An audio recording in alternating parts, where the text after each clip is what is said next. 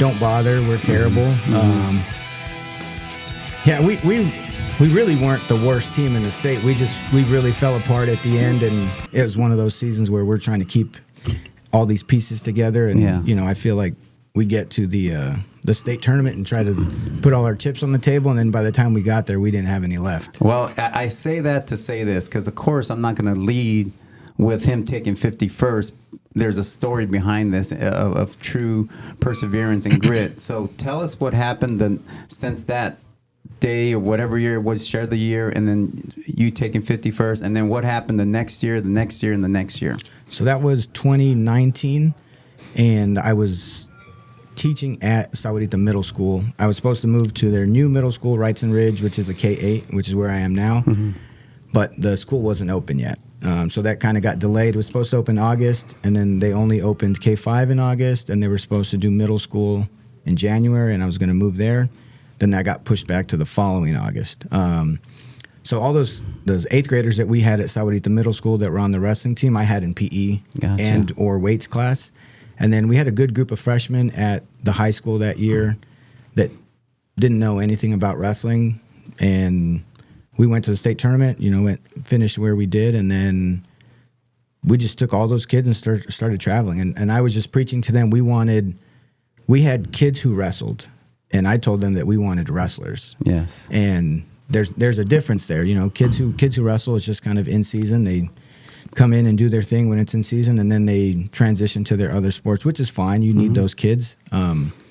But in order for us to be where we wanted to be, we needed kids who were wrestlers. And we spent that whole summer and that next year really turning that group of kids into wrestlers. And then the following year, 2020, we ended up second place at the state tournament. So you went from 51st to second place. That's I can't think of any other like program or sport where that big of a jump in success has happened. That's pretty amazing. Now, okay, so you took second that year, and you credit to your traveling with them around, taking them to tournaments, probably year-long training, weight training. And so then the next year, what happened?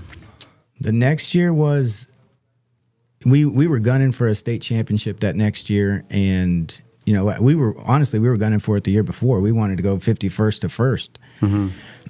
And that hadn't been done, and so we ended up second. And then the following year, Safford had a really good group of 8th graders come in as freshmen, and we had some injuries at the end of the year that really cost us, but that was the COVID year. So we didn't have our state tournament till like the end of March, and we really only had, I want to say it was like 8 weeks of a season where we could have one duel a week, and then all the kids had to get tested every day. We weren't in school, so the kids would come to school for practice. We had to get tested before practice, nose swabs, and that was kind of a nightmare. That was a weird time. It feels like it was a decade ago, but it was just like a few years back. Yeah. But yeah, that was a strange time. I can't imagine with the wrestling, because you guys are just, you know, right up on each other, and yeah, that had to be challenging. I can't believe they let us do it. Yeah, exactly. Yeah. Luckily that year, the AIA, so when we did our regular duels, we had 12 regular season duels, and we had to have, all the kids had to wear masks during the duels. So they were wrestling with masks. Oh, that had to be so horrible. It was terrible. And, you know, because of the moisture in their breath, they would come and just soak in, their masks were soaking, and I don't know, I doubt that it helped, but we got to sectionals and state in the postseason, and the AIA luckily voted to not have the kids wear masks, but they did vote to have a state tournament, which luckily we got to have, and send that group of seniors that we had, send them off the right way, and we ended up second again that year. Now, did you have any state championships that year? That year, no. Champions? So you got some second, thirds maybe? Or we had Gabe Elias got second that year. Christian Lopez got second that year. So we had 2 kids in the finals, and we had a chance to win, but that really cost us. And then we had another kid who was ranked number 1 in the state, Jaden Real, and he in one of our duels got canceled because another team had COVID. They had to contact trace and send their kids home.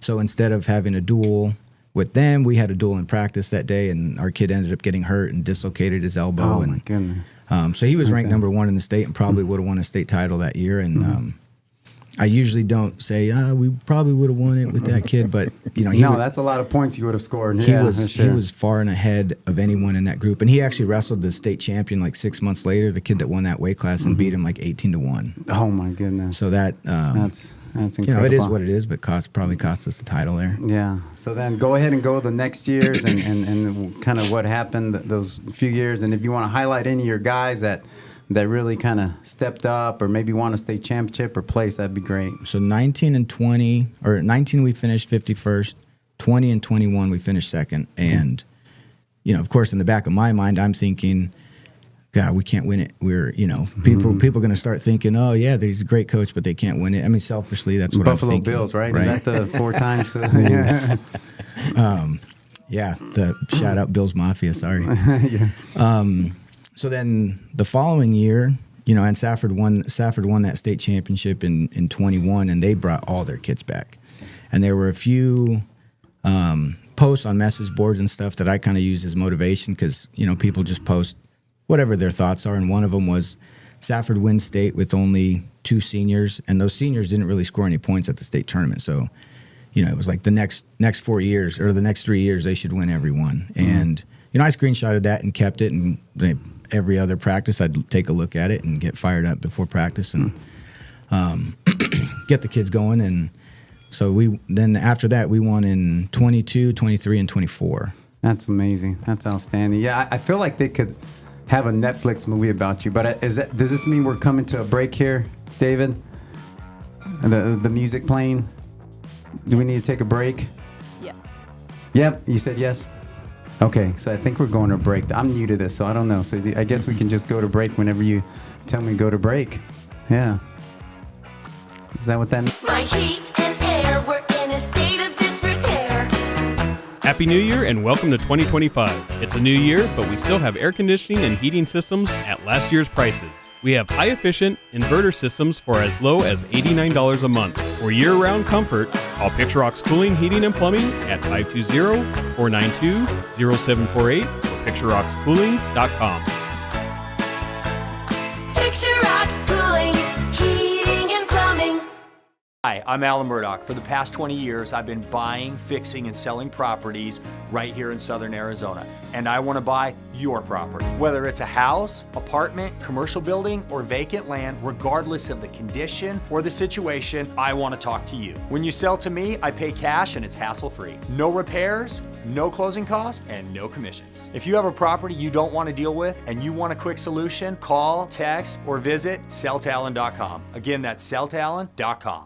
Discover the power of 88 Crime, where your anonymous tips are rewarded with cash. When you call in anonymously with the tip, you are given a code. With the code and a password, you can walk into a bank and redeem your reward anonymously. If your anonymous tip results in a felony arrest, you can claim up to $2,500 cash reward. Let's stop the silence on crime and strive for a safer community. For more information, please visit 88crime.org or call 88crime. Copper Creek Cookies, Copper Creek Cookies, CopperCreekCookies.net. We can print anything on our soft vanilla logo cookies. We deliver them and other sweet treats locally. We are located at 4249 West Ina Road, Suite 121. Call us 520-300-1131. We bake smiles. Copper Creek Cookies, Copper Creek Cookies, CopperCreekCookies.net. You're listening to the Live the Dream Media Network, Arizona's premier live podcast studio and online radio. All right, we're back. So I want to highlight some of your wrestlers that maybe won state and place, and then I want to have a little bit of the conversation of the difference in coaching young people today, when Coach Barry, when you were a coach, and then how you do it now, because life has changed, like, with social media and people's ability to find information, to get distracted. It's a different world. So I want to get into that. But can you maybe highlight some of your wrestlers that have won state championships, or are there any surprises? Maybe there was a young man or a young lady, because you've also had women wrestling, right? And so maybe we can highlight some of them that have, maybe they weren't expected or you weren't projecting them, but then all of a sudden they just like a light switch it and then something happens. Can you highlight any of those guys? Yeah, girls? of course. Our first state champ was Gabe Howard, which on the last place team, he was one of the leaders on that team, but he was ineligible the week of sectionals. Sorry, Gabe. And that just, that was just eating at us. And so, like I said, we kind of fell apart at the end that year. Well, the following year, he comes back and just has a great season, goes undefeated until the South Point tournament, loses to a kid who was All-American from Cesar Chavez, very good. Loses to him, close match, one takedown match at the end, and then wins Flowing Wells, runs through the state tournament, gets a pin or a major every match, and then his little sister, eventually, she started wrestling for us that year in middle school, and I kind of would poke at her that, are you going to be as good as Gabe? Or, Gabe, if she's dogging it on sprints or something, Gabe would be sprinting. Gabe would be running through that, and she just kind of put her head down and just start working harder. And she wrestles at William Jewell right now, Mia Palacios. Yeah, so she was great for us, and she started for us in middle school, and her and I have a great relationship, and we FaceTime and talk still now. She's a freshman in college and doing really well. They're getting ready for their region championship at William Jewell. And then the following year, the second year that we got second, we didn't have any state champions. And then the year after that, our first state title, we had 3. Julian Prieto was actually Gabe and Mia's cousin. He transferred from Desert View. Like I said, we had after that going 51st to 51st to second. We had a couple transfers come in, and he was one of them. Transferred from Desert View. So he ends up winning 2 state titles for us, junior senior year. Christian Lopez won a state title for us, and then we have a 3-time state champ right now, going for his 4th, Gabriel Gallardo. Fingers crossed he's going to be our first 4-timer. That is incredible. So he won as a freshman. What weight is he? Right now he's 157. 157. And what was his weight as a freshman? Freshman was 144. 144. Oh, so he's been hanging around that weight for a while. That's like the toughest weight too, like that 144, 150. Right in the middle. Right in the middle. Wow. So no, that's awesome. And like I said, I'm gonna be part of his Netflix show when they show this story because it is an amazing story. But now, athletes have changed, right? They're not the same coach when you were coaching that they are now. What have you seen that your son has done that has been able to connect and have his success? Because we were talking earlier, and you're like, man, it'd be a lot more difficult to coach these days than when you were coaching. Tell us a little bit about that. Yeah, so Paul was my assistant for 9 years at Ironwood Ridge, and at the beginning, he had just gotten out of Pima, and he was like a good workout partner for all the guys. But as the years went on, he took over more duties, and towards the end, I was just kind of overseeing it, and he was actually running the show. And he has a good way of developing relationships with the kids, which I see. I feel like I have a good relationship with most of the kids, but it's more like as a grandfather or something. And he does a really good job. I think he's benefited from the coaches that he had, myself, Coach Steve Lopez and Manny Galvan at Pueblo, on how to handle people, and wrestled for Joe Solorio at Pima, and then coaching at Ironwood Ridge with Jeff Hannon and Ray Nunemaker, people that I see he's drawn qualities out of all those guys, and does a good job of blending all that in. And I look at some of the, all the social media stuff and the kids. I don't really think kids are different than, they just have different tools, and but he's able to get these guys to work hard, and they buy into what he's selling. That's the key right there, right? Buying in. So let me ask you this, Coach Paul. Now, I always say more is caught than taught. Obviously, having a dad like you have, I mean, I'm sure there's a lot that you've learned from him. What are some things that he's taught you that's helped you develop as a coach and kind of make you the coach you are today, which is, and I just want to honor you because I think coaches are such a big part of young people's lives. I mean, you know, the respect and things that I know through my experiences, it's my coaches, like a high level respect. So what are some things that you've learned from your dad who's been a coach, your coach, but a dad that has helped you be successful? I think the biggest thing is being able to handle people and decisions not emotionally.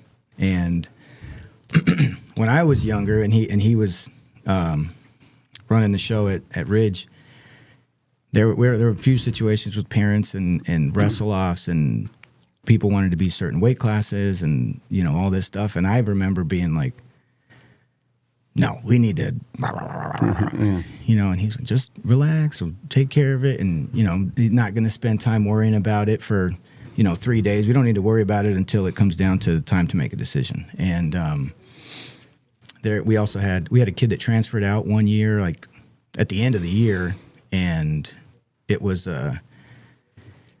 he wanted to wrestle a certain weight class, and it was pretty much, you know, I want to wrestle this weight class or I'm not wrestling at all. And, you know, I was like, well, too freaking bad. This is where you're going. This is what we're doing. And if not, you're not going to wrestle.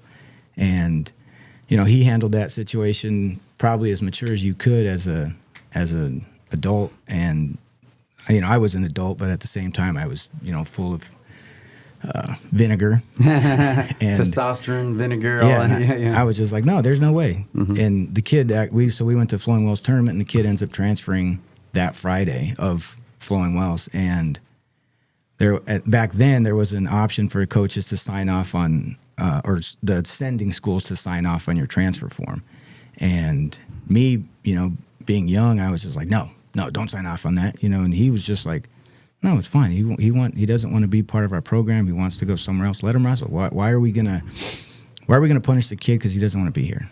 You know. And in my head, I'm like, no, we got the best program. We got this. We got that. And he was just like, he doesn't want to be a part of it. It's okay. Let him go wrestle. We're not going to get anything out of punishing this kid or holding it against him. Just let him go. Love it. I love that. That's wisdom right there. Yeah. Because you know, we get selfish. Like we want, like, you know, I want this, I want that, but you know, and I think this is what you've done so well. I mean, I think, you know, just having conversations with you, you're able to see what that other person across from you needs, and I think this is just me looking from afar, where the conversations we've had.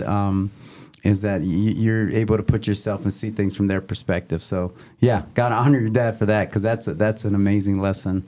So here's something else I want to talk about. I've always had a huge level of respect for wrestling and wrestling coaches, because wrestling is the one sport where, unlike in the world of baseball or football or things I've been part of, there's no subjectivity. There's no like, hey, you know, this guy can do this, or you're going to wrestle off. You win, you get to wrestle. If you lose, then you don't. So it's like a way to just two people wrestling, and the best one's gonna win. Are you guys familiar with that? This is one of my favorite stories. I tell this to every class I have. I teach a college readiness class at Pima College, but it's called the Milo of Croton. Have you heard of Milo of Croton? No. Okay, so I got to share this story because I'll tell you why I love it. Milo of Croton was this famous Greek wrestler that won like 6 Olympics and was considered one of the strongest people in the world. He held up a ceiling and saved all these people, right? So he was a really just amazing wrestler. But the way he became amazing was his dad, when he was a kid, would have him put a baby bull calf on his shoulders and walk up a hill and tell him how much it weighs. And he would do that every day, right? So you can imagine this baby bull calf. And he's growing as the kid's growing, and by the time he becomes the 18, 19, he's like 1,000-pound bull on his back. But I love that because small incremental progression, right? And, you know, people, like, wrestling's not a sport. Like, you're going to go in there and you're going to lift weights and get strong.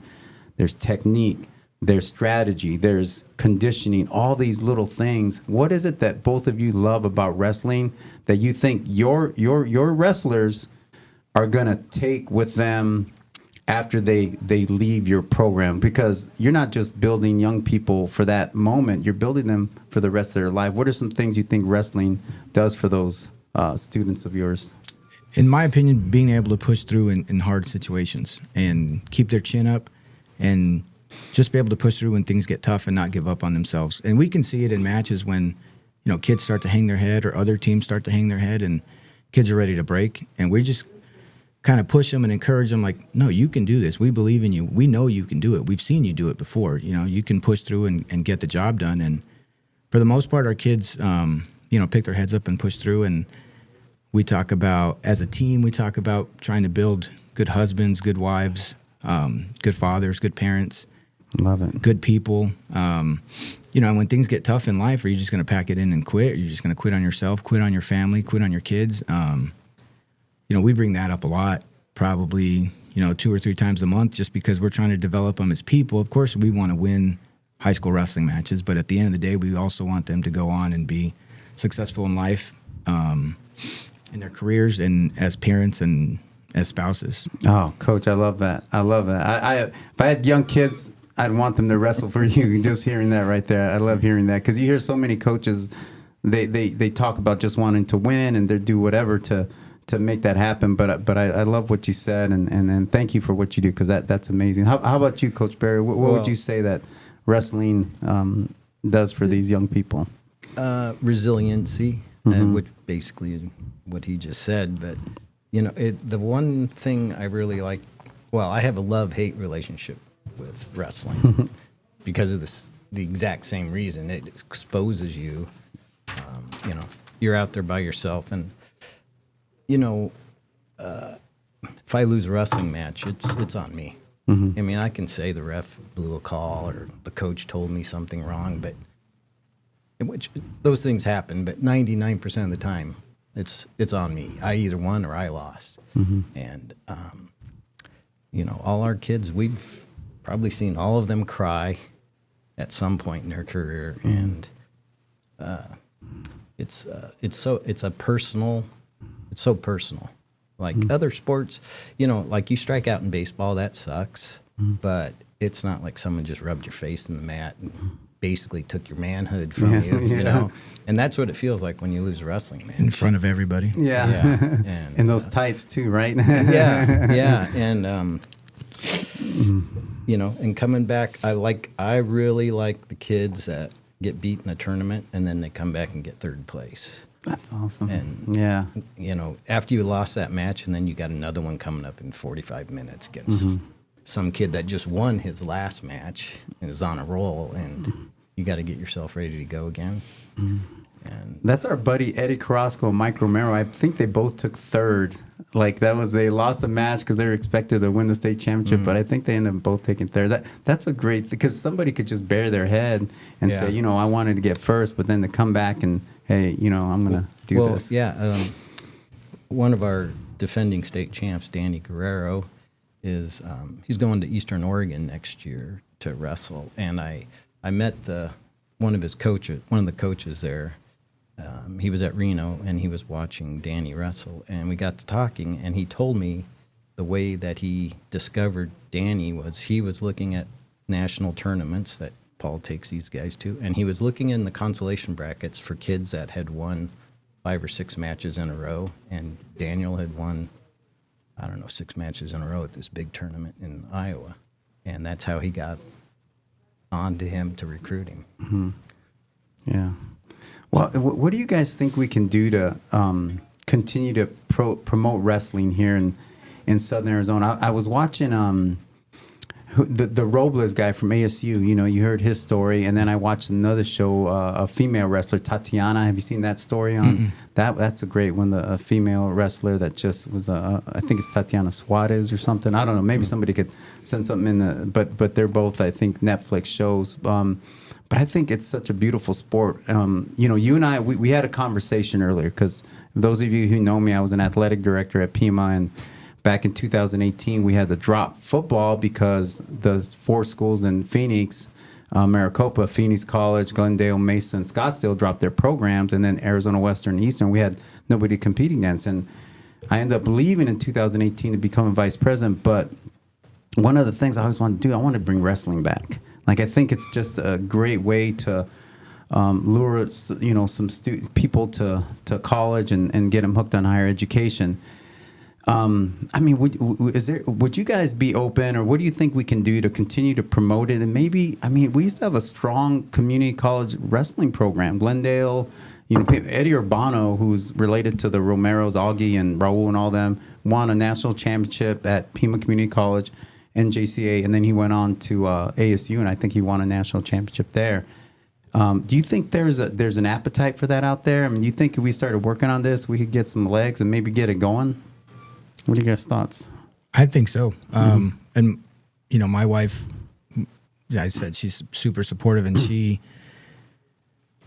we always talk about me going to go coach college somewhere when these openings come up, in the NWCA, the National Wrestling Coaches Association, always puts out job openings for head coaching positions. And we talk about the Pima job, and she's like, would you take that job? And I'm like, yeah, in a heartbeat. If it was a fully funded program, I'd take that job in a heartbeat. That was, I kind of grew up there. Like, I was going to all of Joe's camps when he was putting them on.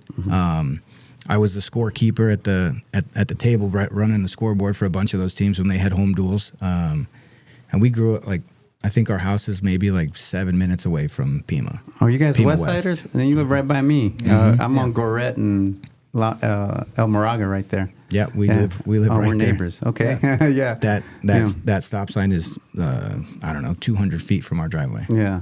All right. Yeah. So, I mean, okay, so this is what we would need help with. I mean, do you have solid connections out there in Phoenix? Because the way this would happen is we'd have to make sure those high school wrestling coaches are going maybe to like board meetings for Maricopa Community College and talking to them why wrestling is important. Why we think we should get it going. Like, if you guys got rid of football. Football's expensive. We know that. Wrestling's not expensive. We're going to buy a single lead, and maybe you're going to get the mats, but the mats are going to last a long time, right? So, maybe that's what we could do. But we're going to go ahead and go to a break, and then we'll kind of finish up here, and maybe we can start strategizing and change the world and do some amazing things. All right. Thank you, guys, and we'll be back in a moment.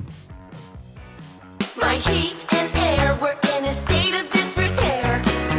Happy New Year and welcome to 2025. It's a new year, but we still have air conditioning and heating systems at last year's prices. We have high-efficient inverter systems for as low as $89 a month. For year-round comfort, call Picture Rocks Cooling, Heating, and Plumbing at 520-492-0748 or PictureRocksCooling.com. Picture Rocks Cooling, Heating and Plumbing. Hi, I'm Alan Murdoch. For the past 20 years, I've been buying, fixing, and selling properties right here in Southern Arizona. And I want to buy your property. Whether it's a house, apartment, commercial building, or vacant land, regardless of the condition or the situation, I want to talk to you. When you sell to me, I pay cash and it's hassle-free. No repairs, no closing costs, and no commissions. If you have a property you don't want to deal with and you want a quick solution, call, text, or visit selltalon.com. Again, that's selltalon.com. Discover the power of 88 Crime, where your anonymous tips are rewarded with cash. When you call in anonymously with the tip, you are given a code. With the code and a password, you can walk into a bank and redeem your reward anonymously. If your anonymous tip results in a felony arrest, you can claim up to $2,500 cash reward. Let's stop the silence on crime and strive for a safer community. For more information, please visit 88crime.org or call 88crime. Copper Creek Cookies, Copper Creek Cookies, CopperCreekCookies.net. We can print anything on our soft vanilla logo cookies. We deliver them and other sweet treats locally. We are located at 4249 West Ina Road, Suite 121. Call us 520-300-1131. We bake smiles. Copper Creek Cookies, Copper Creek Cookies, CopperCreekCookies.net. I'm Christina Johnston. And I'm Bridget Kosis. And we're the hosts of the Backseat Thriver podcast, coming to you every Friday at 10 a.m. live. So be sure to check us out.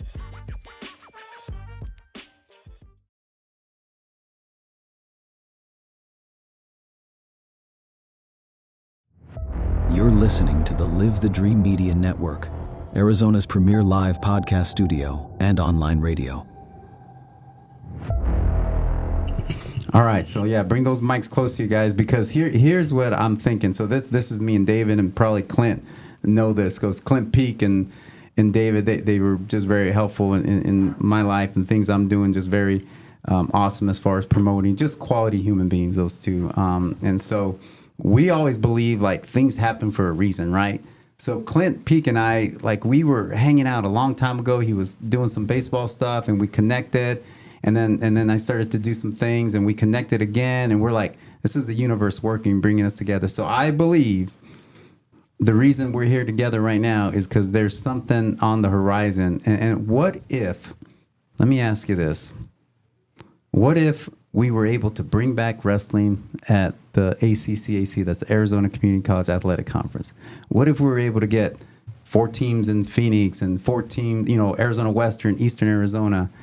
And so I think that's kind of why this is all happening. But let's start working, because I want this to be the reason. Like, hey, this was the spark that created that, and then we ended up having a program at Pima. I ended up having a program. I probably have our chancellor and board members there. Oh man, you're bringing another sport or this and that. No, this is, we've got a lot of reasons why this would be successful. I mean, for us at Pima, we used to have 8 female sports, 8 male sports, but then it kind of there's no equivalent to volleyball, but wrestling would be a perfect.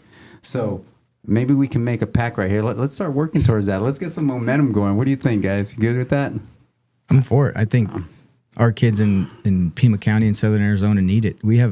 There's a ton of talent here, and with the girls wrestling, there's no argument now that there's no equal for men's wrestling. So now on the the men's and women's side, we could be very competitive at the national level, at the junior college national level. Yeah.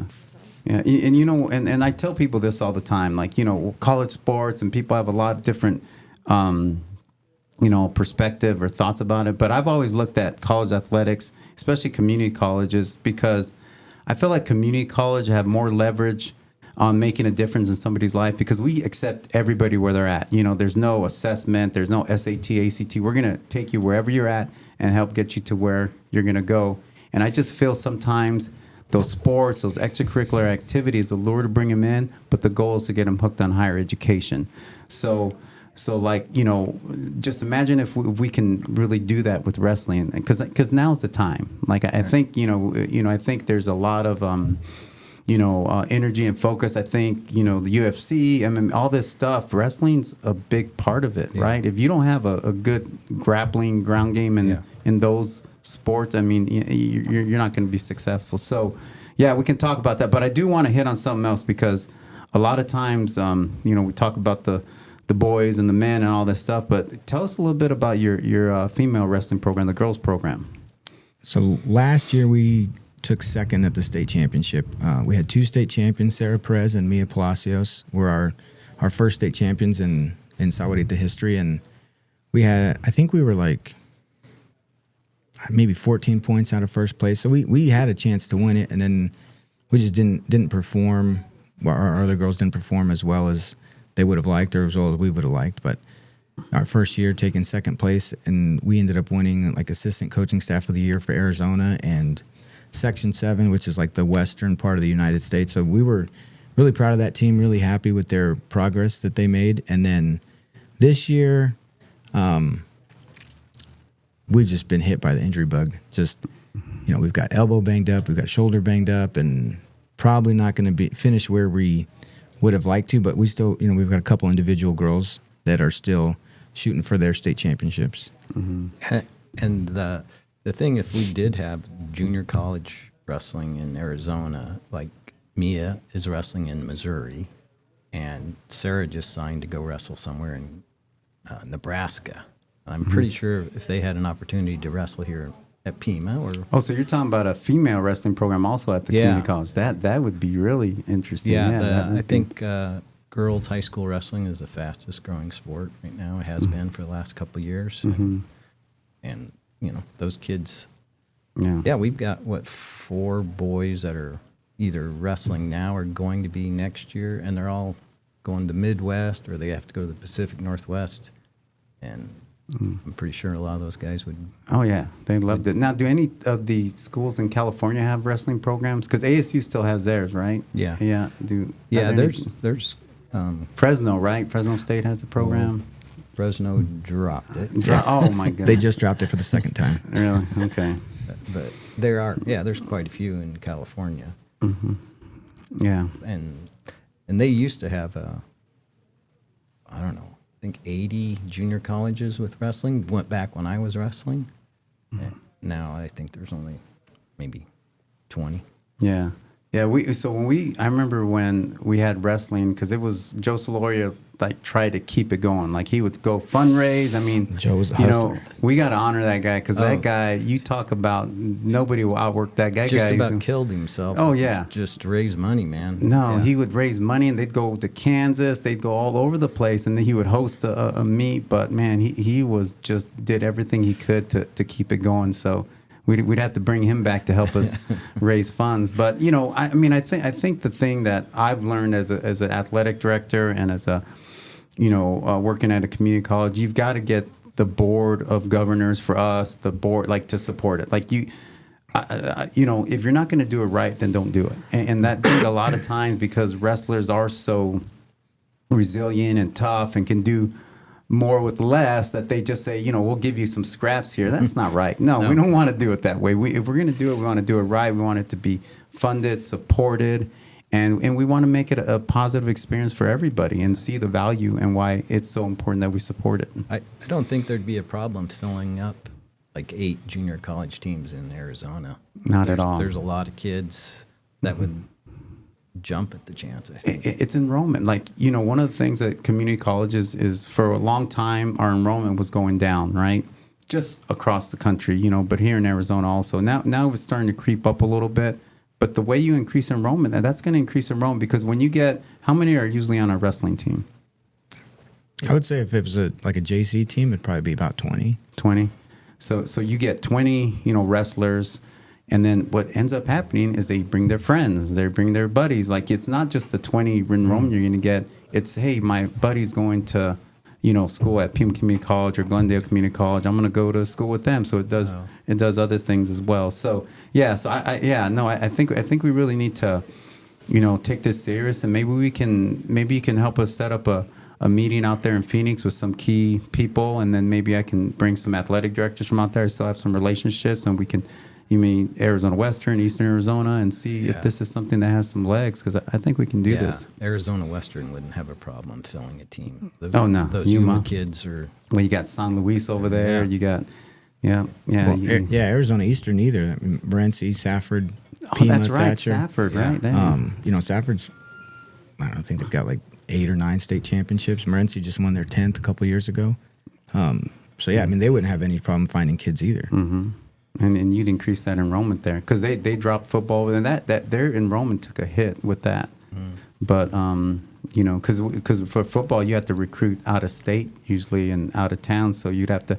But if you got the wrestlers there, and then you just keep them going. I mean, I think this is, now that I've gotten older now, and I sometimes I'm just excited and try to do something, but I think now I know the system and how to get it done.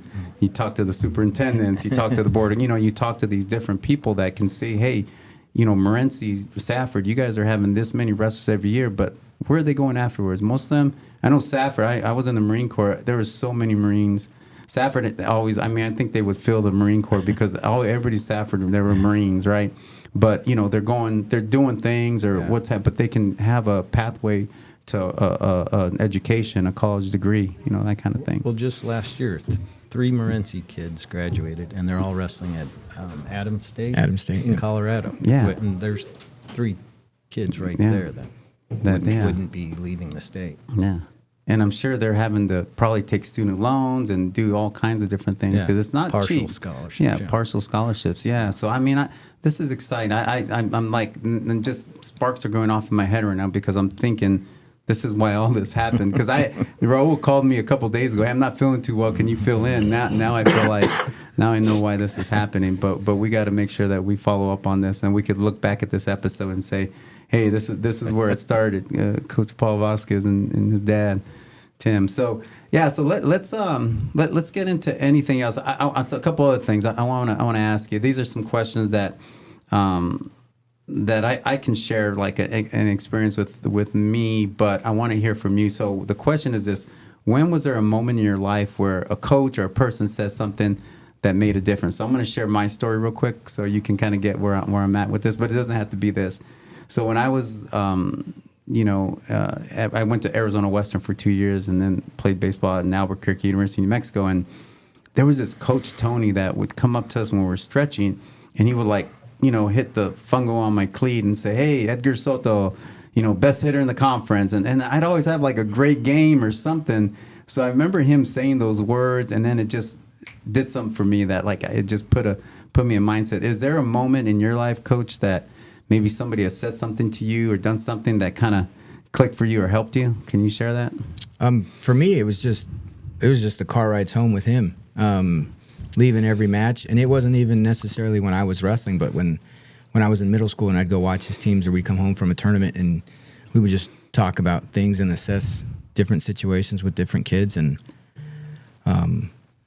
like he talked about coming back and getting third place. And in our state championship last year, the biggest thing that won it for us, we had 2 individual state champs, but the guys on the consolation side, if we had, I think 3 kids could come back and get third, 1 got 6th, and 2 others got 5th. But if those guys hang their heads after they lose their matches in the championship side, and they all had chances to win in the semis, and we just kind of let them slip away. But they came back and had 5, between all of them, 5 1-point wins. If any of that goes different and those guys don't decide to tough it out and they decide to hang their heads and quit on themselves or their team, we don't win that state championship. That's why wrestling is a team sport. It is. People think it is individual, but no, it's also a team sport, because those are things that if they just, kind of pack it in, you're not going to do that. And so. He was always talking about just trying to be a sponge when I was younger, go to camps. Like if I went to Solorio's camp, or I was around different coaches, just be a sponge and try to absorb as much as you can. And I did that on the car rides home, and we would just talk about wrestling and life and how it pertains to other things going on. And then, in high school I had Coach Lopez and Coach Galvan. They were teachers on campus, and I took their classes as many times as I could, just to be around them and spend more time with them, because they had, even still, I talked to Coach Lopez. We cancel haircut appointments back and forth all the time, 2-3 weeks at a time. Just to be around them and the influence that they've had on me. I'm just grateful to be around people like that. Yeah, no, awesome. I love it. And Coach Barrier, tell me about a moment, maybe younger or older, where somebody in your life made a difference, or a conversation that you can remember, a memorable moment. Well, I was coaching a kid named Joaquin Contreras at Sal Point in the 90s, and he started wrestling as a freshman. And he made himself into a pretty good wrestler. In his junior year, he got third at the state tournament, and he had lost to this kid from Yuma High, Johnny Hurtado, in the semis at Flowing Wells and semis at state. The next year, he and Hurtado were the same weight, and Hurtado beat him in the finals of Flowing Wells. And Joaquin was very popular. A lot of the coaches came and told me, "Hey, you got to move Joaquin to a different weight class because he deserves to win a state title, but he's never going to beat Johnny." Mm-hmm. And Johnny was just a buzzsaw. And I was, because if I did move him up a weight class, he was going to win it. Mm-hmm. I knew, but I didn't want to hurt his confidence by approaching him. So finally one day I just decided, "Hey, if you want, you can move up." And he said, "Yeah, Coach, I know I could move up and win a state title, but I wouldn't feel like a champion." Oh, my goodness. And I was like, "Oh, man, this guy is a stud." Yeah. And he ends up beating Hurtado in the finals. Oh, I love it. Yeah, so that taught me a lot about... Oh, what is Joaquin doing these days? Joaquin lives in Phoenix. He's does something with computers. Okay. Some IT guy. Yeah. But he's an awesome guy. He that event in August that we were just talking about. Last Warrior Standing. Oh, yeah. He came down and took my wife and I out for dinner, and we went and watched it. And He's an IT guy. Man, I got to meet this guy. I need to meet him. Seriously, that's okay, awesome. He came and watched one of our matches up at Chrisman High School. And he's he's an awesome guy. Yeah. No. Yeah. We see he's got to be one of our advocates out there in Phoenix. We got to put him to work out there. All right. Yeah. So we could do that. Yeah. That's awesome. No, I love that story because, man, you know, people are so quick to move to the easy path, right? Like you could go that way. I know I could win it, but man, it's not going to feel right. You know, it's not going to feel right. I remember, remember we were doing the aluminum bats and the wood bats, and there was a big controversy. And one of the questions was, well, if you play in a national championship game and one team's wearing using aluminum bats but you're allowed to use using wood and you're allowed to use wooden, would you use, or aluminum, would you use it? And I was like, I'd use wooden because I even if I won with, I feel like I cheated. I wouldn't feel like a champion. So I just thought of that. But no, that's awesome that Joaquin. Now, how about for you growing up? Who was a big influence in your life? Oh, my high school and my older brother and really? all his teammates. I followed those guys around like a puppy dog. And, So now, okay, like was Dan Gable the coach there in Iowa? He was the coach at Iowa. So you went to Iowa State. Yeah.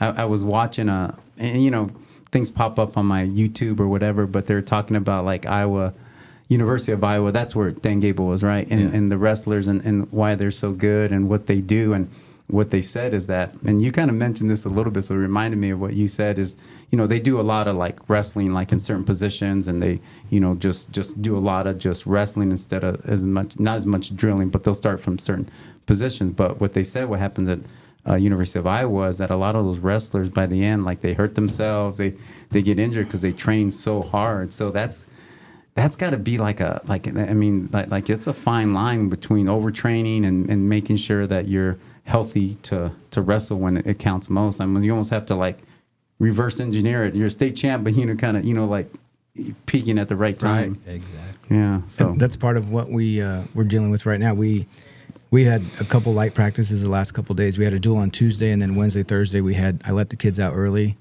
And then a few weeks ago, we had a duel on Tuesday, and I told the kids we didn't have practice on Wednesday because they get out of school early. I said, you guys are off early. You get the day off to enjoy yourselves. And they were like nervous. Like, what do you mean we have the day off? What's going on? Coaches, can I ask why we have the day off? Are we in trouble? Yeah. Do we need to bring running shoes on Thursday? And I'm like, no, we've worked really hard. You guys earn a day off. Go home, enjoy yourselves, do something that you enjoy.